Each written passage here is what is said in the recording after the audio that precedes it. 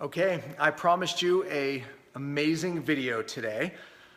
This is the biohack that really works, okay? This is something that I learned dealing with a lot of very challenged people who struggle to lose weight, whether it's the last 10 pounds or maybe the last 50. I call it weight loss resistance. It's a hormone issue. Look, all about weight loss, being lean, gaining muscle, losing fat. It's more about hormones than it is anything else, and that means it's a cellular issue. All right, look, this is a trick that really does work. I said the low carbers, you need to pay attention because there are many of you who will go into ketosis. That was yesterday's conversation. If you didn't see yesterday's video, please do. So we will find people who struggle to get into ketosis, and then when they are, they're kind of in and out. And then we'll find people get into ketosis. Your cells can use two things for energy, sugar or fat. If I become this fat burning machine, then man, everything is good. Well, they enter into ketosis and they don't lose weight. So what's the reason? What can we do about it? That's what you're going to learn today. Or maybe you're someone who just can't, break through any weight loss barrier at all. This is the show, right? So look, this is something that really works. Let me tell a story about how I actually really figured this out. And by the way, this is what I call diet variation or feast-famine cycles.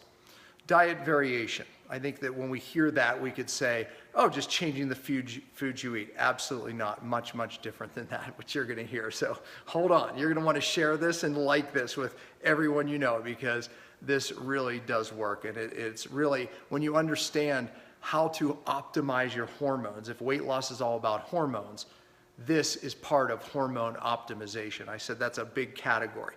Ketosis, no doubt, part of hormone optimization, because elevating ketones downregulates inflammation, turns off bad genes like obesity genes. Thank you for that. We need those because that puts this out there. And I answered all your comments from yesterday too, so I'm going to have a lot of comments on this show. All right, so this diet variation where we're not just changing what we eat, we're changing when we eat, we're changing what we eat seasonally and even weekly.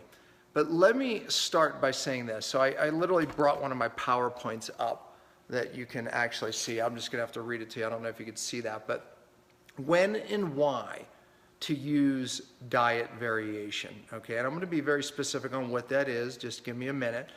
But let me interest you. Not fat adapting, meaning that you're not going into ketosis. Not losing weight. I said that one.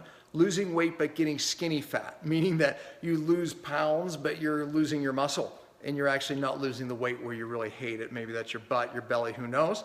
No energy in ketosis. People that are like, I'm in ketosis but I'm really energyless. You need this. Hormone conditions, especially thyroid conditions. You need this diet variation. In ketosis. Okay, so those are the main reasons, the people who need it. Now, I have to say this right off the bat. The best way to get the best results from this is being in ketosis for a few months first. Now let me tell you the story, how I came upon this. So I had several people, women most often, but not always, that were in ketosis, trying to get into ketosis, and they weren't losing weight or they stopped losing weight, just as I said. And I said, okay, let's go back to my cellular healing diet, which is, it's low carb, but it's not under 50 gram carb to put you in ketosis. It's maybe 100, 150, no grain still, no stopped losing weight. And so I said, okay, let's move into ketosis. They got into ketosis and they weren't losing weight. So I said, okay, it's been 3 months, let's go back to the cellular healing diet. All of a sudden they start losing weight. So that was odd. Why is that? All right, well, let me try that again with the next one. I did it. Moved them back to the higher carbohydrate diet, still low carb considering today's carbohydrate intake. Let's move them back to a cellular healing diet, worked again. So now they stopped losing weight on that diet. I moved them back into ketosis. Magically now, boom, they move right into ketosis and they start losing weight again. Diet variation, switch their diet. I'll say this now. Most people today are arguing what diet is best, whether it's vegetarian, vegan, paleo. I'm going to make the argument that it's all of them. I'm going to make the argument that the magic is in the diet switch. So when I started studying ancient cultures, which is a passion of mine, I realized that all of them are forced to make dietary shifts, environmental stressors, changes in the environment, changes in food supply, feast and famine, whatever it was, the lack of food, abundance of food, different seasons, seasonal changes. But now we're not forced to do that, are we? We're able to eat the same diet all the time. I'm going to make the argument that it's the worst thing we can do. See, because what I learned by studying this is that these forced diet changes, diet variation, actually caused their DNA to basically get cleaned up, meaning it turned off bad genes and it turned on good genes. Every time the body is forced to adapt. If you haven't watched my Nordic plunge video, watch it. Because when we move from hot to cold, cold to hot, we're forcing adaptation and we're forcing hormone optimization. We're rising up things like growth hormone, becoming more sensitive of our cells to anabolic hormones like testosterone. Bodybuilders figured this out. This change, forcing that adaptation is key. Well, so does diet. So we know when we study the American Indians, when we study the Hunza people, I had the opportunity to go into the bush and look at this tribe that hunted and gathered.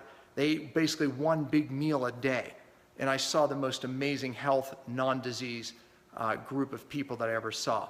But this group, they went through many times of fasts and famine, feasts. When they had it, they ate it. They went through times of where they were eating meats and fats. And then they went through times where they would look like more vegetarians. The Hunza people is a great example. These people were considered the healthiest people ever on the planet. And when they would go there in the summer, they thought the Hunza people were vegetarians. What they didn't know is everyone left because the winters were so harsh. But what they didn't know is in the wintertime, they actually went into ketosis. They were eating mostly fats and meat. Their dairy creams and everything were some of the mainstays of their diet, and the animal fats. What would happen is spring would come.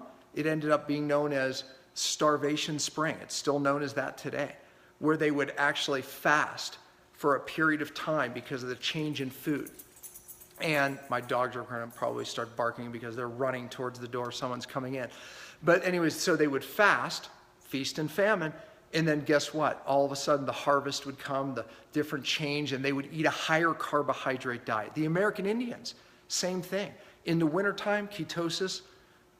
In the spring, oftentimes no food, transitioning, fasting time, and then in the summertime, of course, they ate more root vegetables, higher carbohydrates. And by the way, interesting, because when we look at the effect on sun, we can actually handle higher carbohydrates when we're actually getting more exposed to sun. So we know environment can even change what we eat and what we're able to eat. So we're not varying our diet today. So that's my wife. She's actually screaming in the background. She's been trying to call me, but she's going to have to listen. So yeah, I'm doing a Facebook Live. And that's also my son in the background. Woo! So the idea is that you absolutely want to change your diet. We were forced to make those changes before. I found an interesting study, and they were showing it's actually on cancer. And what they found in the study was interesting because they're saying basically today we are now all in a feast mode. And what's missing is the diurnal force of changing diets. And they believe it's one of the big reasons why we're seeing cancer. This adaptation, changing diets, turns off genes. All right, low carbers, listen up. Found this way. This is also diet variation. That's seasonal diet variation. Let's talk weekly diet variation. One of the things I noticed on myself as I was going low carb, at first I lost weight, I became really lean when I went into ketosis. Okay, we're talking ketosis because I always eat low carb. When I went into ketosis, lost weight, then all of a sudden I started losing my lower abs. I started saying, what's going on? So guess what I did? I went lower carb, and it was still happening. I went even lower carb.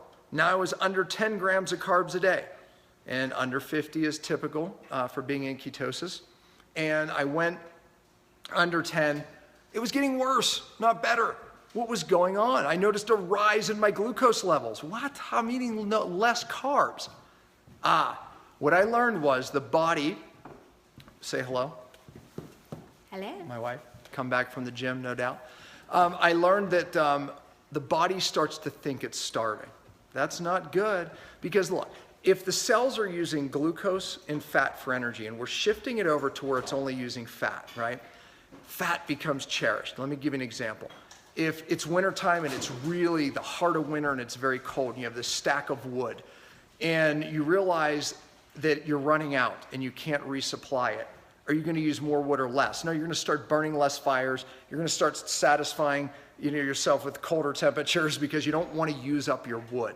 Okay? Now, if someone comes over and says, oh, I've got plenty of wood, have mine, you're going to start burning more fires. This is what's happening with your body. So your body says, okay, we only have your fat. This is all we're able to use.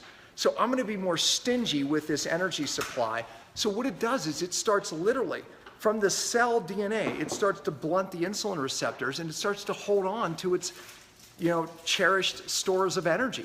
So you hold on to fat in all the bad places, the stomach, the legs, wherever it is. The hardest places to lose, unfortunately, that's where you hold on to it. So what do? Well, you throw wood at the fire. You remind the body it's not starving.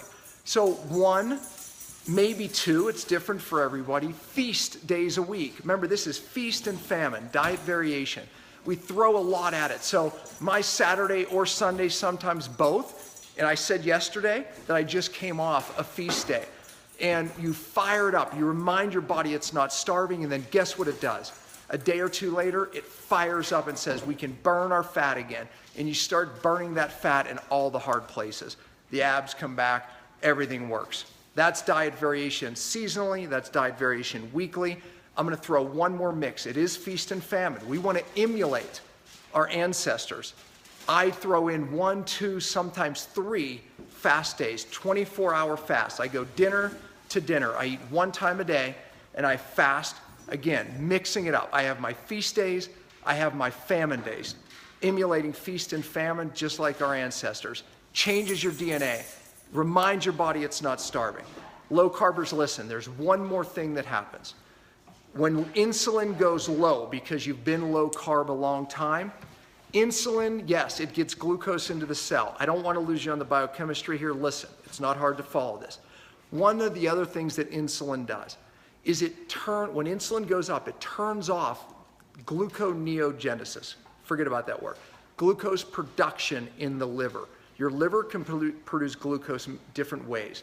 Insulin goes up, it turns that off. Now, when insulin goes really low, now it doesn't turn off gluconeogenesis in the liver, so your body can start releasing glucose. That's why my glucose was going up.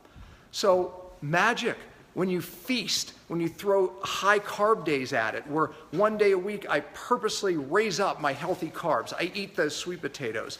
Maybe it's that ancient grain of pasta that you've been looking forward to. It's the day to cheat, but for those challenged, cheat with healthy carbohydrates. Maybe it's more quinoa, maybe it's more fruit and berries.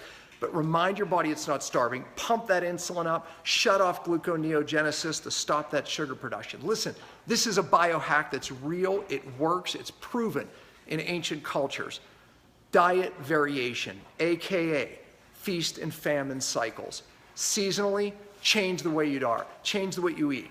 Look more like a vegetarian in the summer. Look more like a paleo keto guy in the winter. Change it up, mix it up. It's different for everyone. Do it weekly. Even when I eat during my day, I even have diet variation daily. I change when I eat. I call that my eating window. Today I haven't eaten yet. It's almost 2 o'clock. I'm going to probably eat now, so my eating window may be 2 and 6. Mix it up. Sometimes when my wife and I travel, we'll eat breakfast, maybe a late breakfast at 10 and an early dinner. Mix it up, change it up. Diet variation forces adaptation, drives up a hormone response, changes your DNA. All of these things are the key. It's the trick. I'm telling you, I'm giving you gold here. Do me a favor. Share this, like this, give me comments. Let's get the message out. It's taken me years to learn this information. When you put this with true cellular detox, hormone optimization, look, if it can get the sickest of people well, imagine what it can do for you. 51, and I've got abs better than I had in high school. Same to you. Just because you're getting old doesn't mean you can't be lean and healthier. I'm healthier today in my 50s than any time ever in my life. So share it, like it, and I'm going to see you. I got another, well, I'm traveling tomorrow. I have a really special one about your coffee. Is it good? Is it bad? There's a way to find out. Does it interrupt your fast? I'm going to tell you a little trick. Stay tuned for that.